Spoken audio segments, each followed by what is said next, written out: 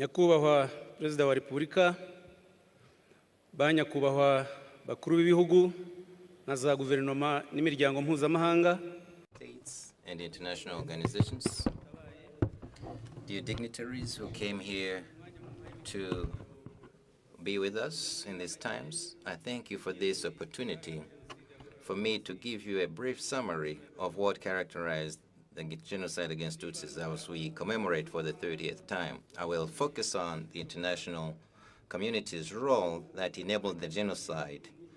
And today we still think there's need for change to prevent genocide internationally. And I will continue in French. We commemorate the extermination of more than 1 million Tutsis that states could have prevented.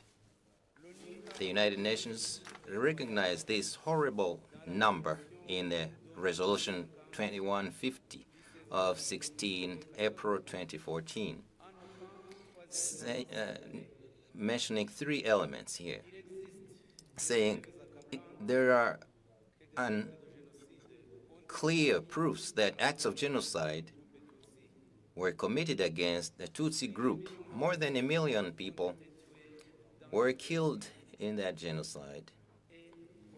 And we take note of that, and we are concerned given all forms of genocide.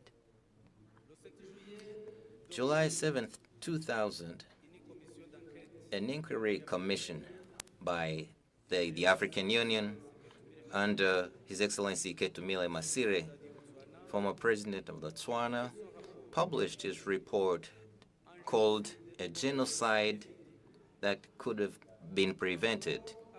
This report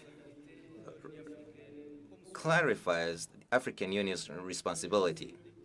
It says this: genocide that happened in Rwanda could have been prevented by those from the international community who were in position and who had the means to do so. However, those did not have the will and did not have the means. End of quote. December 15, 1999, a United Nations Commission under Mr. Ingvar Carlsson, former Prime Minister of Sweden, published a similar report concluding like this. It's the United Nations as a system, they bear the responsibility to not have known how to prevent or to end the genocide in Rwanda. Your Excellencies, before the genocide against Tutsis in 1994, the United Nations and its member states had all necessary information to act on time. August 11th, 1993, the United Nations Human Rights Commission published a report that concluded like this: the Tutsi population is targeted by large-scale massacres by the Rwandan armed forces, administrative authorities, and militia. The Tutsi victims are the majority of those targeted, and they are targeted just because of their ethnic group. These killings are clearly a genocide.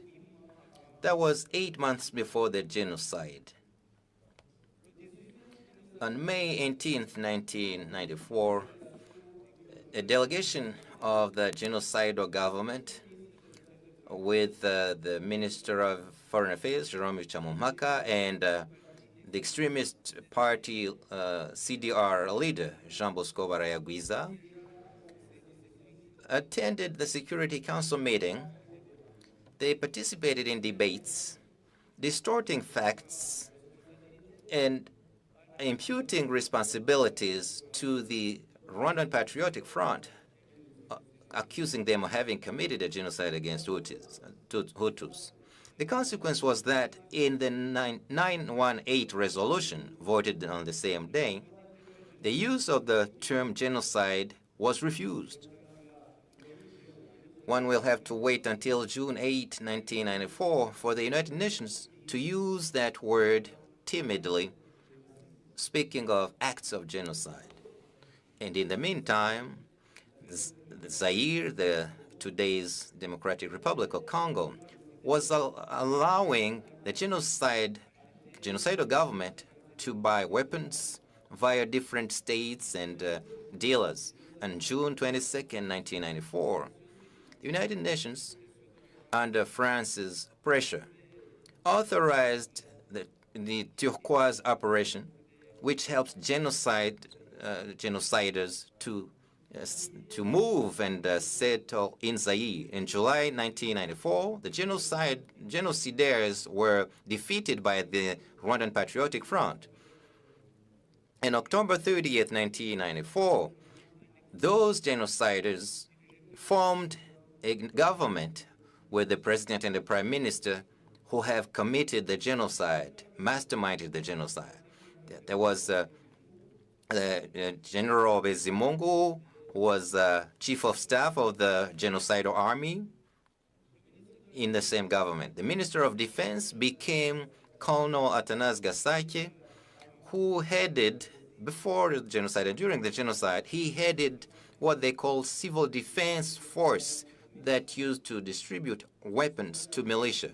His deputy became Colonel Bagosora, who is the mastermind of the genocide. And on April 3rd, 1995, they created a political party that they called Rassemblement pour la Démocratie, RDR, with an ethnicist and genocide-denying ideology.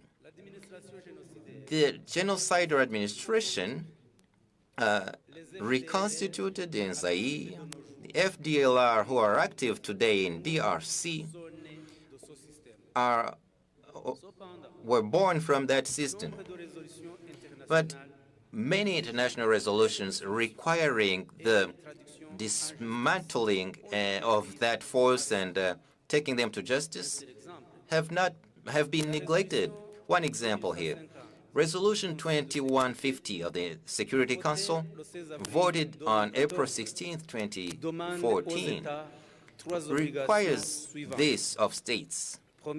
First, draw lessons of the genocide perpetrated in 1994 against Tutsis. And two, conduct an inquiry about the facts, arrest and extradite genocide fugitives who are on their territory, including FDLR leaders.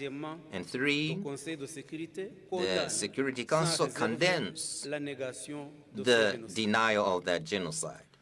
On January 10, 2005, during its 23rd Summit of Heads of State held in Libreville, in Gabon, the African Union voted a resolution which is identical to that one about the FDLR. On May 14, 2008 and December 8, 2010, the European Union adopted similar resolutions, which today remain unapplied. They are not applied even today. Germany took an important act when they arrested and prosecuted and sentencing in 2015 two politicians of from the FDLR, including Nyas Munyashaka and Straton Musoni. The latter was returned to Rwanda in 2022 at the end of after having served his sentence, and he lives peacefully in his native country. Munyashaka died in a German prison in 2019. Belgium sent to Rwanda in 2018 Major Bernard Ntuyahaga after the end of his 20-year sentence for genocide. He had been found guilty of murder, the murder of the 10 Belgian blue helmets, Belgian UN forces during the genocide. The states still hesitate to send genocide suspects, but they should learn from those examples. Having said that, how will Rwandans understand the fact that Colonel Aloys Simba's body, who was found guilty of genocide by the ICTR and sentenced to 25 years, was transferred secretly to the United States on July 30th, 2023. How will understand that FDLR elements who assassinated 8 Western tourists in Rwindi Park, National Park in Uganda on March 1st, 1999, were arrested later on by Rwandan judicial system and extradited to the United States, but they were later on sent to live freely in Australia without any trial. In November 1994, during debates at the UN about the creation of the ICTR, Ambassador Karol Kovanda, representing the Czech Republic at the Security Council, had underlined the urgent priority to send a force at that time to neutralize genociders and to return them to Rwanda. He was not heard. 30 years later, the FDLR crimes are still going on today. Today, we see similar international indifference similar to that prevailed in Rwanda between 1990 and 1994. Are we looking for another million of dead people to act? This would be a shame that this commemoration should help and is calling to stop. I thank you, Your Excellencies.